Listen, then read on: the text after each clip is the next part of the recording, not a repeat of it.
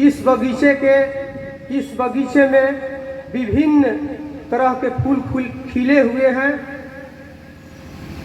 सभी फूल को खिलने और मुस्कुराने का अधिकार बाबा साहब ने समानता का अधिकार दिए थे। इस बगीचे में हिंदू भी हैं, मुस्लिम भी है, सिख भी है, ईसाई भी है, सभी जाति संप्रदाय के स्वतंत्रता अधिकार देने का काम किए हैं। लेकिन इस देश के 100 में 10% पाखंडी स्वर्ण जाति के लोगों ने देश में अनाचार, दुराचार और बेविचार फैलाने का काम किए। उसी का अधिकार के लड़ाई बाबू जगदेव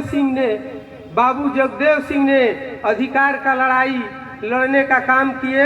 आप सभी ने जानते हैं, जो मेहनत करता है उसे मजदूरी नहीं मिलती है, जो शीश महल बनाता है उसे झोपड़ी में रहने का नसीब। अमर शहीद जगदेव प्रसाद की जयंती समारोह भोजपुर जिला के तरारी प्रखंड परिसर में मनाया जा रहा है। सबसे पहले मैं भारत लेनिन जगदेव बाबू के चरणों में श्रद्धा सुमन अर्पित करता हूं एवं दिवंगत महमूद सिंह कुशवाहा जी के चरणों में श्रद्धा सुमन अर्पित करता हूं। इस जयंती समारोह की अध्यक्षता कर रहे भाई अशोक मौर्य जी, संचालनकर्ता अजय मेहता जी, उद्घाटनकर्ता अखिल भारतीय कुशवाहा महासभा के अध्यक्ष आदरणीय जेपी वर्मा जी इस कार्यक्रम में शिरकत किए। बड़े भाई आदरणीय शिव पूजन सहाय जी, अजीत मेहता जी, ज्ञानचंद कुशवाहा जी, नंदी पासवान जी, शिवाधार सिंह जी, सुमेर सिंह, रामनिवास सिंह जी, अटल जी, देवी दयाल सिंह जी, सत्यनारायण शाह जी, राम प्रवेश सिंह जी, श्री भगवान कुशवाहा जी, हीरालाल सिंह कुशवाहा जी, विकास कुमार सिंह जी एवं मंच पे मंचासीन सभी युवा साथी, बुजुर्ग, अभिभावक, आदरणीय गार्जियनगण, हम लोगों के साथ चल करके आए। विक्रमगंज में मौर्य शक्ति के अध्यक्ष बड़े भाई चंद्र प्रकाश कुशवाहा जी, सर्वेश कुशवाहा जी, भाई जितेंद्र जी, नीरज कुशवाहा जी एवं संजय मौर्य जी।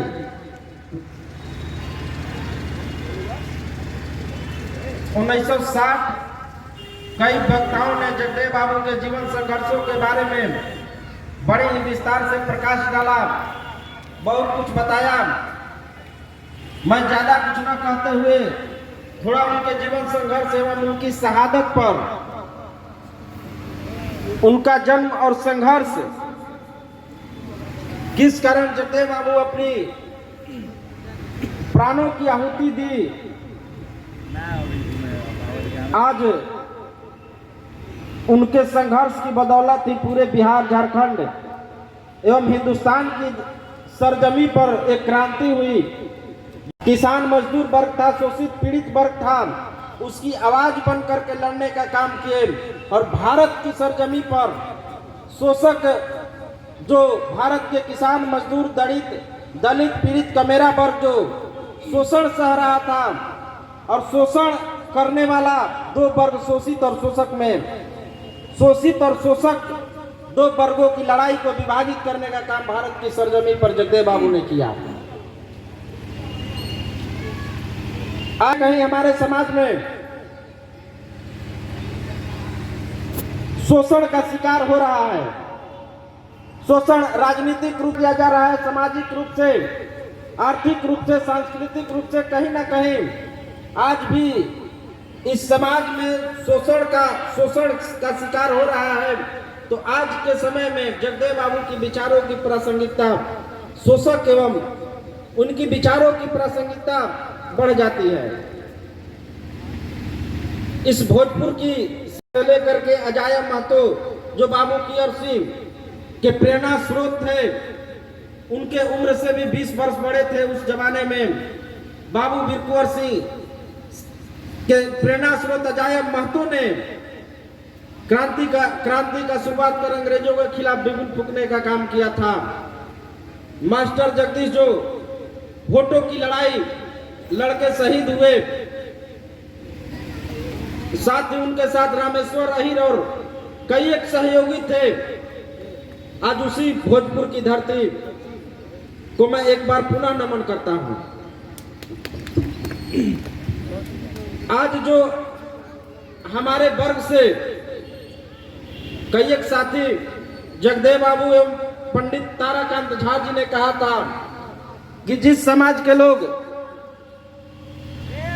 सांसद, जगदेव बाबू बोले थे कि जिस समाज के लोग सांसद भवन और विधानसभा भवन में नहीं जाते हैं उनके भाग्य का दरवाजा कभी नहीं खुलता है, उनके विकास का दरवाजा कभी नहीं खुलता है, उनसे विकास लाखों वर्ष दूर हो जाता है।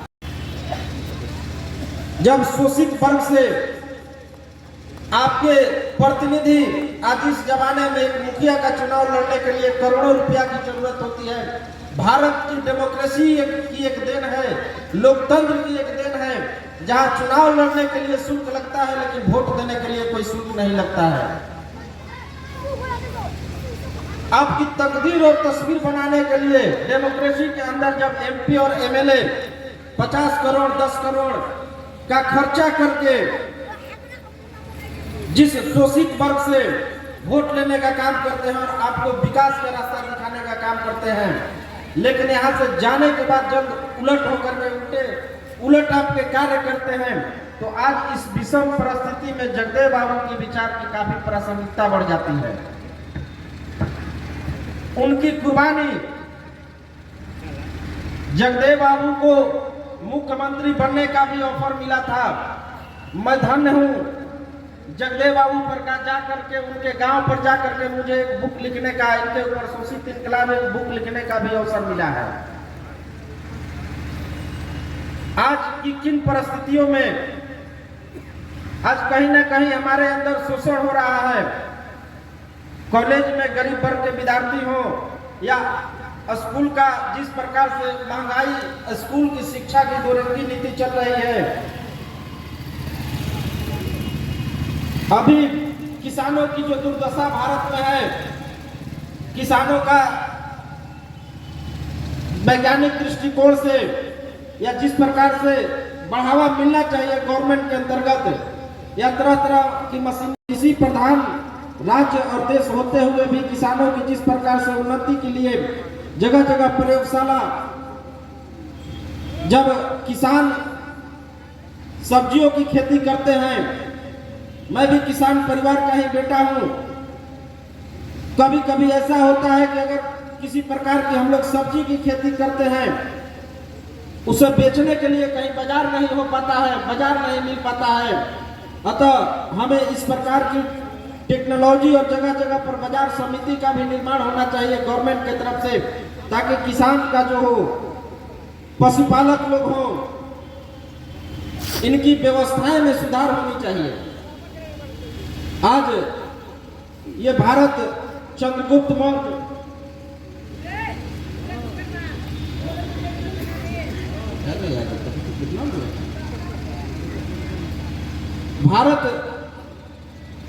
भारत अखंड भारत चंद्रगुप्त मौर्य ने बनाया था, जिन्होंने सिकंदर को यहां से भगा करके भारत के धरती सरजमी पर सिकंदर को नहीं आने दिया। उस भारत को स्वर्णिम काल और विश्व गुरु का दर्जा, भारत को सोने की चिड़िया कहलाया। आज उसी अवस्था में उस जमाने की शिक्षा, टेक्नोलॉजी, एक अहम कई प्रकार की टेक्नोलॉजियां थी। हम अभी 14 जनवरी को सासाराम में ही हम लोग आदर्श कुशवाहा बाजार में हर वर्ष हम जाते हैं, लगभग 14-15 वर्षों से। हाथी कुआं एक सम्राट अशोक के जमाने का बनाए नहीं थे। उस हाथी कुआं की टेक्नोलॉजी को हम लोगों ने देखा, उसका एक वीडियो हम मौर्य शक्ति ऑफिशियल यूट्यूब चैनल पर भी डाले हुए हैं।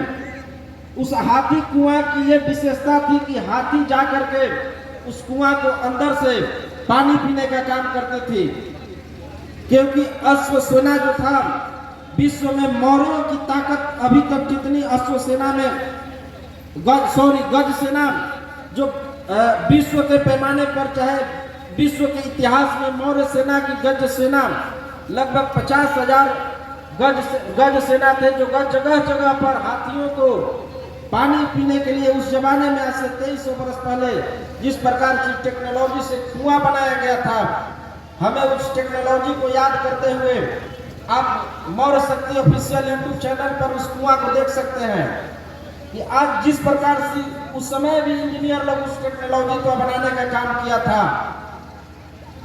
हमें याद है कि आज से 2300 वर्ष पहले भी ये भारत टेक्नोलॉजी के मामले में कहीं ना कहीं स्वर्णिम था, इसलिए नहीं भारत को सोने की चिड़िया कहा गया था। ये हाथी कुआं सासाराम करपुरवा जो छकुलवा बाजार लगता है उससे 100 गज की दूरी पर ही है, 100 गज की दूरी पे है।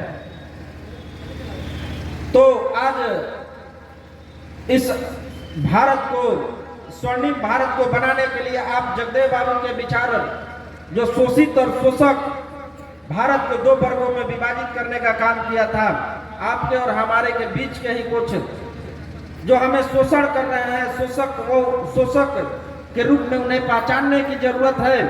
बी आर अम्बेडकर ने ताकत दिया है, उस ताकत को प्रयोग करते हुए जगदेव बाबू को सपना का साकार करें। इतना ही कह करके मैं अपनी वाणी को विराम देता हूँ। जय जगदेव प्रसाद, जय तड़ारी। हेलो।